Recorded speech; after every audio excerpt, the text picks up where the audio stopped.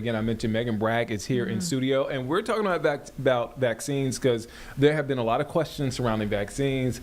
We had her on earlier this week. Was that yesterday or the day before? This week is kind of just flying by. I think it's the day before yesterday. Yeah, I think. It was about guidelines. It was about guidelines on when you can go back to work if you had COVID. Right. Yes. And now that's still separate from that. Sure. There is confusion because actually getting the COVID-19 vaccine is becoming harder. Yeah. Explain. Absolutely. So, okay, let's dive deep into it because it's a lot. It's a lot. It's a little bit confusing. Okay, so right now the guidelines from the FDA is 65 years older, or if you have a condition that is a health concern that you need this COVID-19 vaccine. However, right now in North Carolina and a few other states, you need, no matter your age, your conditions or anything, you need a prescription from a doctor in order to get a vaccine from a pharmacist. So if you go into a pharmacy today and you ask for the COVID-19 shot, you're going to need a prescription with that as well. And there is a reason why. North Carolina, like about 20 years ago, pharmacists were able to start giving vaccines, but there are some caveats around that. The North Carolina Board of Pharmacy says they have like a doctor, right? Like it's in Raleigh, and would write the script basically for everybody in North Carolina. And right now in order to do that, they need a final advisory committee on immunization practices, which is also known as ACIP. And they haven't met yet to talk about the COVID vaccine and approving the FDA's regulations and all of that. So that needs to happen first. They're supposed to meet September 18th and 19th. But this is a rule in North Carolina, is that they need that approval for ACIP in order for pharmacists to be able to give you a COVID-19 vaccine. So if you go into a pharmacy, you're going to need a prescription for the COVID-19 vaccine. Now, the committee is expected to meet either September 18th or 19th, so we will know more by then. But as of this point, in North Carolina, you are not able to get a COVID-19 vaccine unless you have a prescription. However, South Carolina, totally different. You can go across the border and get a vaccine anytime you need if you are 65 years older or have a condition. Oh, wow. Okay. So this is interesting, and this is really great information because folks, I just got a text about a flu shot, and so how it was last year, as everybody knows, you know, they say, hey, just go ahead and get your COVID-19 shot while you get your flu shot. Yeah, and it's different this year. It's totally different. Now they are giving out flu shots. That's not an issue. It's just this COVID-19 vaccine because ACIP has to make a final recommendation on it, and that's part of the CDC's immunization group. So, but if you can remember the people that are on that board, I think Kennedy just elected them to be on that board. So it's all of his people. So it'll be interesting to see how this goes, what they're going to need, and if they give final approval for this. And, you know, I spoke with a pharmacist today, Oakhurst Pharmacy, Greg Dees. He's the owner and pharmacist there. He's a wonderful guy.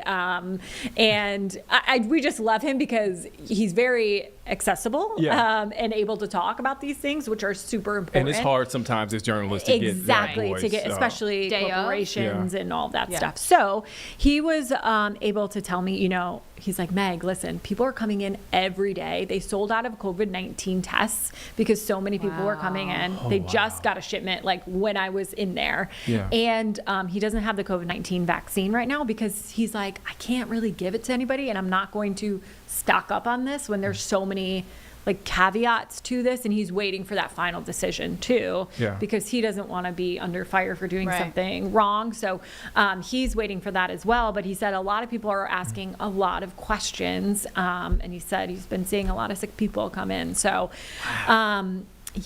very interesting. I mean, even in our newsroom. I mean, I'm not to put anybody, but it's just that time of year. It's that time of year, you know, and kids are going back to school. There's going to be germs. And it's, you know, it's not always COVID, right? It's something else, but the crud, as a third grade teacher used to say, it's the crud. Exactly. So, you know, if you are really concerned about this, I would have to say to people, if you are 65 years older and you have a condition and you qualify for this COVID-19 vaccine, I would say go to South Carolina. It's right over the border. Yeah. Because right now, and if you have a problem getting a prescription. Right.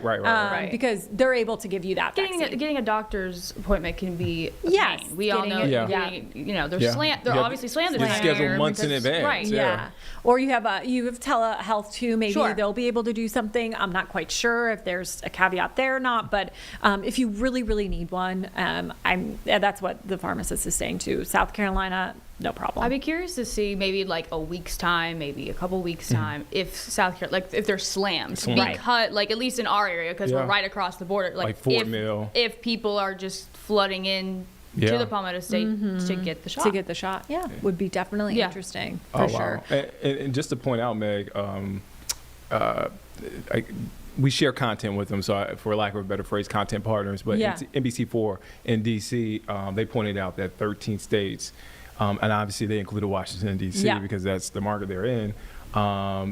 They are included within this Walgreens, CVS, other pharmacies requiring that prescription. Right. And we did get a statement from CVS saying that they're not giving it to people in NC unless they have a prescription. So, a big development compared to where we were last year. I know. And even if you look back 5 years ago. Right. Oh my gosh, 5 years ago. We were. Or I guess I should say 4, because that's when we got the vaccine about 4 years ago. I was going to say 5 years ago, we would have been not in here. Yeah, no. Well, we got some social distancing going on. Maybe enough. Megan Bragg, we can catch your story at 5. I was going to ask you, but I knew that. I know the answer. Okay, I'm glad you do. I'm glad you're staying on top of it. I'm not going to make Meg get up and fake storm off again like I did before. I would never again. We love Meg. Thank you for coming in. Thank you. This is important information. I know we kid a lot, but it's very important, and I think it's good for people to know and for us to get it out there. And like I said, shout out to Greg for really explaining it to us. Yeah, I think it's really important that we have a wonderful relationship with people, especially doctors, pharmacists, because we want to know, everyone else wants to know, so it's awesome. And all of our parents are within that age range. Right. Yeah.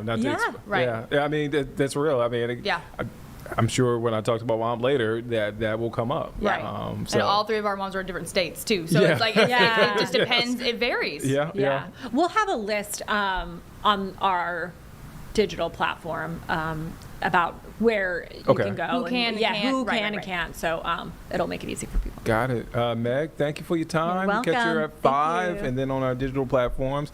Have a great day, Meg. Thanks, and we'll see you in the morning, right? Yeah, I'll be in the morning. Morning show. Make sure you tune in. Starting at 4:30, Meg Bragg will be there. I'll be on at 5 because I'm doing traffic. 5. Okay, 5. Just don't turn us off. Just keep us on all day. All day. Good point. Meg, thank you. Thank you.